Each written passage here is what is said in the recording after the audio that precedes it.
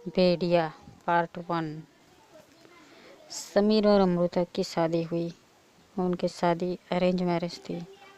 दोनों बहुत खुश थे। समीर और अमृता एक दूसरे से बहुत प्यार करते थे। दोनों एक दूसरे के बगैर रह नहीं सकते थे।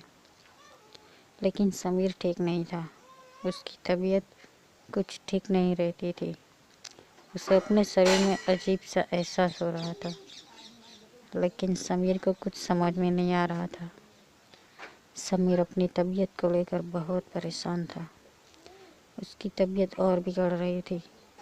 उसे कुछ समझ ही नहीं आ रहा था कि उसके साथ क्या हो रहा है। और फिर एक रात कुछ अजीब हुआ।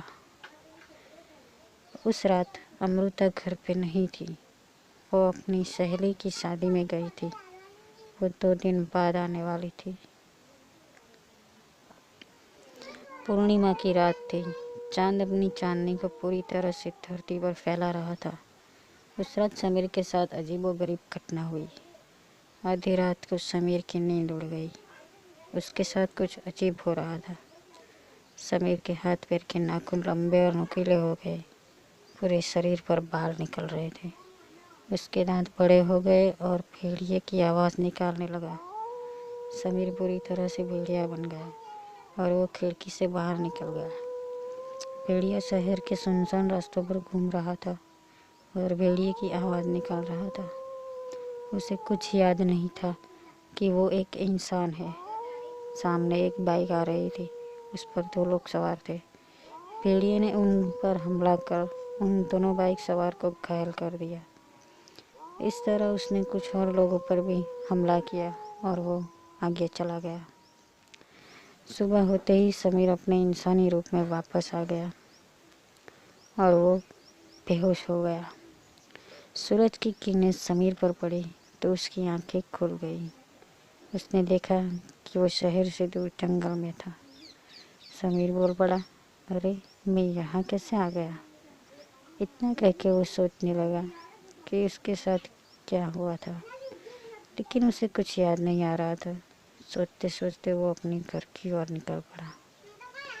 समीर घर पे आकर फ्रेश हो जाता है। मोबाइल की रिंग बज रही थी। उसने कॉल रिसीव किया। सामने अमृता थी। फ़ोन पे अमृता समीर से कह रही थी, कब से कॉल कर रही हूँ, इतनी देर कहाँ थे तुम। अरे अमृता, मैं बाथरूम में था, समीर ने कहा। ठीक है, मैं आज शाम को ही घर वापस आ रही हूँ, मुझे लेने तुम स्टेशन आ जाना, अमृता ने कहा। समीर बोला, लेकिन तुम तो 2 दिन बाद आने वाली थी। तुम्हारी बहुत याद आ रही है, इसलिए थोड़ा जल्दी आ रही हूँ, तुम मुझे लेने आ जाना, अमृता बोली।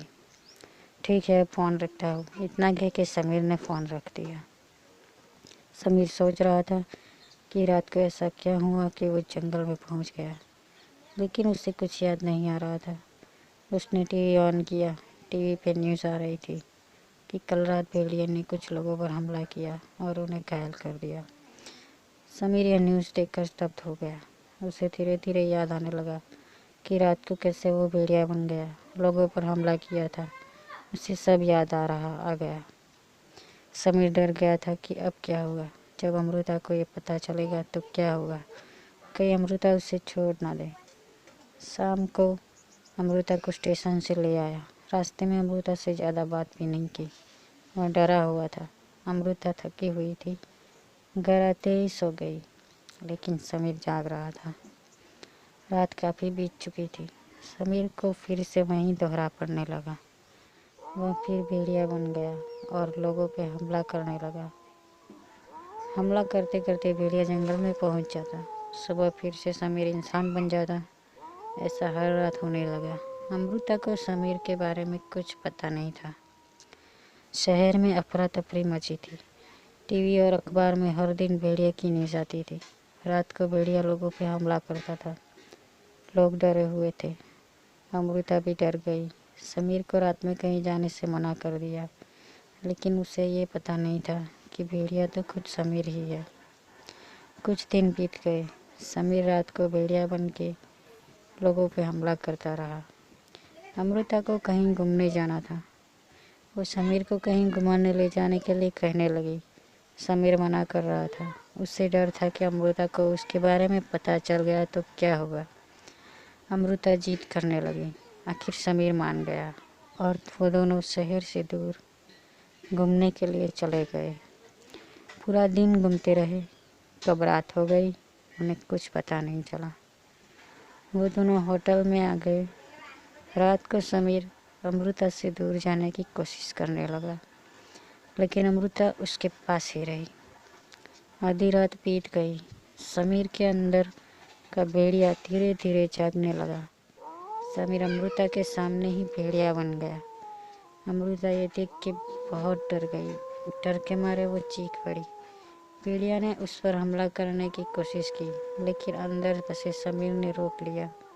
तुरंत ही भेड़िया कमरे से बाहर चला गया। बाहर निकलकर भेड़िया ने उस होटल में आतंक मचा दिया। उसने कई लोगों को घायल किया। फिर वो जंगल की तरफ चला गया। इधर अमृता ये सब देख के डर गई और बेहोश हो गई।